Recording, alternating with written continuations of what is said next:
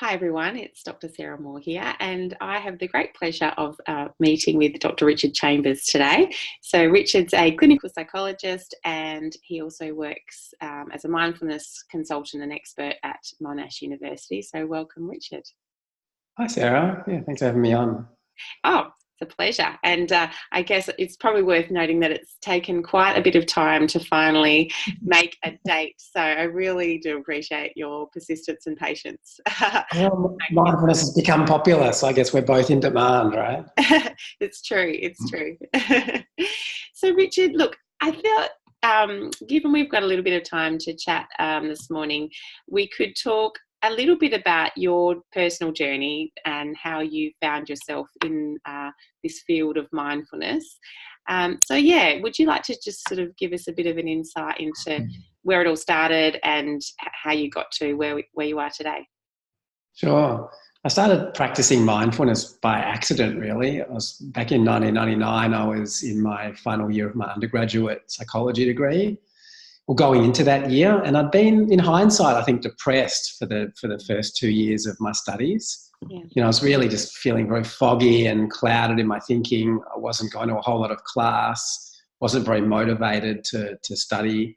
And going into third year, a friend of mine told me something really great. He said, look, the first 2 years, that the results of your first 2 years don't really matter. They just take an average of like 10% of each year. It's the third year results that count if you want to go on and do honours and further study. And I thought, it's kind of nice to know that I haven't like written off my entire, career, just not really attending uni, not going to class. And so I decided just to start going to uni every day and treat it like a 9 to 5 job, but also just to do what I could do to feel better. I guess I engaged in what we now call lifestyle medicine, exercise and sleep and diet and drinking lots of water and just trying to get myself as healthy as possible. And around that time, a friend of mine was just heading along by chance to this meditation class. And back in 1999, when all this was going on, the term mindfulness didn't exist yet. There were no apps. There were no books about it, obviously. It wasn't being taught in universities or schools like it is now. So you had to really go looking for it. And I just stumbled upon this. My friend was heading on to his meditation class. And so I just went with him. And he came once and never went back. But the moment they started talking about mindfulness, I thought, wow, this sounds really interesting. They were sort of, this person there was talking about how the mind works and how we create a lot of our own stress and unhappiness through mental habits like ruminating and worrying and reacting to stuff, and then taught mindfulness meditation as a way of being sort of unstuck from all of that. And so I started just meditating every day and immediately, very quickly started to feel a whole lot better, and I was less anxious and more sort of, a bit happier.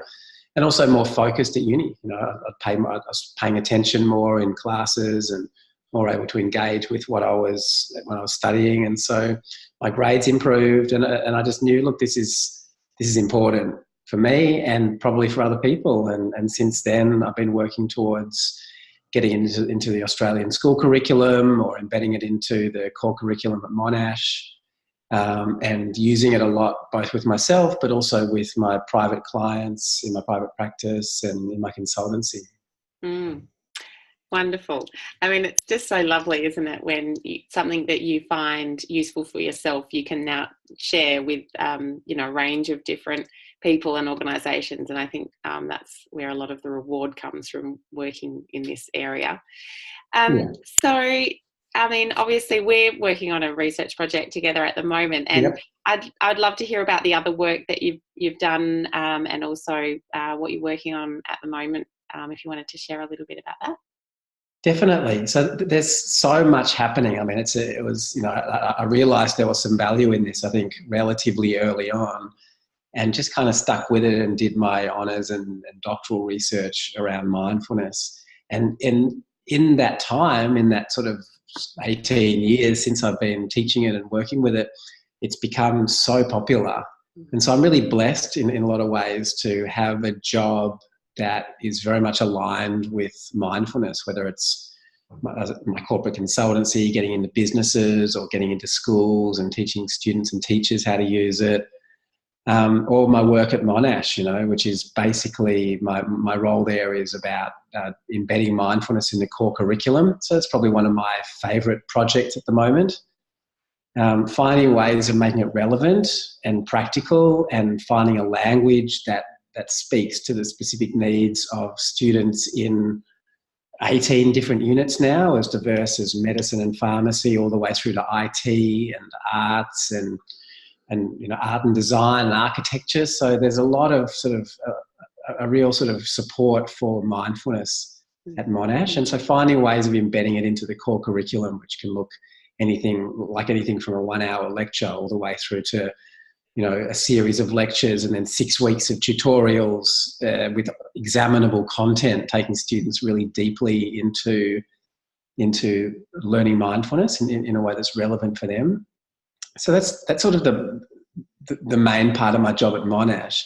But then that lets me collaborate with a range of different people within the university and external as well. So within the university, a big project that we're sort of working on getting up at the moment is a mindful driving initiative, a mindful driving program. There's a lot of research around distractedness and accidents and road rage, and actually for a long time we were, myself and my colleague Craig were sort of citing this research that was done in the accident research centre that found if we're 4 times more likely to crash if we're talking on the phone while we're driving, even if we're on the Bluetooth. Yeah. On hands-free, just because we're not paying full attention to a very complex task of driving. And then we sort of just by chance got in touch with the Accident Research Centre and started talking to them about how we might sort of develop some mindful driving programs. And so we have collaborations like that happening. We also have some online courses that we've been developing, 2 of which have won some awards actually, and we're looking at developing a much larger scale online program designed at sort of teacher training. Fantastic. Yeah, no, I've done the Future Learn program, and that's wonderful. And can highly recommend that to anyone that wants to, delve into mindfulness, even if, as a beginner or someone who's already sort of familiar with it. I think it's a fantastic program and so accessible. Really, part of the beauty of it. Wow, that's fantastic. You've got so many fascinating projects on the go. It must be really amazing to see them all, be taken up and flourishing, which is wonderful. So it's certainly a mindfulness challenge, staying focused on what's important with so many balls in the air. Absolutely, yeah. But I guess, you're blessed that you've got that skill practiced and you can, rely on it every day. Definitely got to practice what we preach. Yeah, absolutely. Yes, it's so true. And I think that is one of the beautiful things about mindfulness, is that it keeps you really keeps that really front and center. So you notice when you're not doing it, and it's there's that reminder to get back on that daily practice if you sort of find yourself not doing it. Exactly. And so I guess in that sort of talking about where all of those projects are leading, I mean, I guess, do you have a vision for where, we might be with mindfulness in terms of like in the health system in particular, but also in education, because obviously you work a lot with the school system. What do you think it's going to look like in, say, 5-10 years' time, given the trajectory that we've been on and the sort of, quick pace in which mindfulness has really been taken up in those sectors? Do you kind of have a vision of what it's going to look like, or are you sort of waiting to see? Well, both really. I mean, at the end of the day, there's that crystal ball and we gaze into that and wonder, how is this going to go? And it's interesting. I mean, I wonder, and I think maybe it could go a number of ways. I mean, if you look at education, for instance, it makes so much sense to teach students how to focus and stay focused under pressure on what's important and not get themselves stressed and anxious and depressed. And so it seems like a natural fit for education. And there's certainly a huge amount of enthusiasm around bringing mindfulness into the education system. Not-for-profits like Smiling Mind here in Victoria or Mindful Meditation Australia over in WA are doing fantastic work developing curricula and piloting and evaluating it. And so there's definitely a movement and an obvious appetite for it. And if that continues on that trajectory, I guess what that will mean is seeing mindfulness, whether that's meditation, just sitting and meditating and training the attention, or taking the extra step and bringing in mindful learning principles into the classroom, unitasking and setting up classroom environments to promote, focus and attention.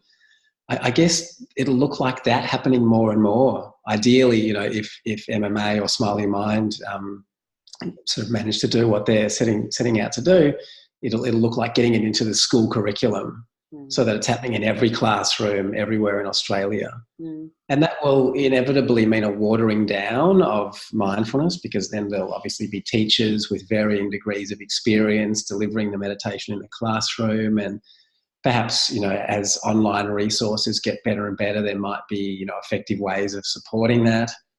But there'll also be a sort of a dilution of what mindfulness is compared to, let's say, a highly experienced practitioner delivering it every time. But as we scale anything, I guess that's inevitable. Yeah. And so that's one way that it might go, a sort of a scaling of mindfulness and just becoming kind of de rigueur, just part of the curriculum, part of what we do at school. Perhaps businesses as well starting to embrace it in similar ways, and certainly a lot of big companies I work with now, big organisations starting to kind of recognise the value of offering this and supporting this. So we might see that happening.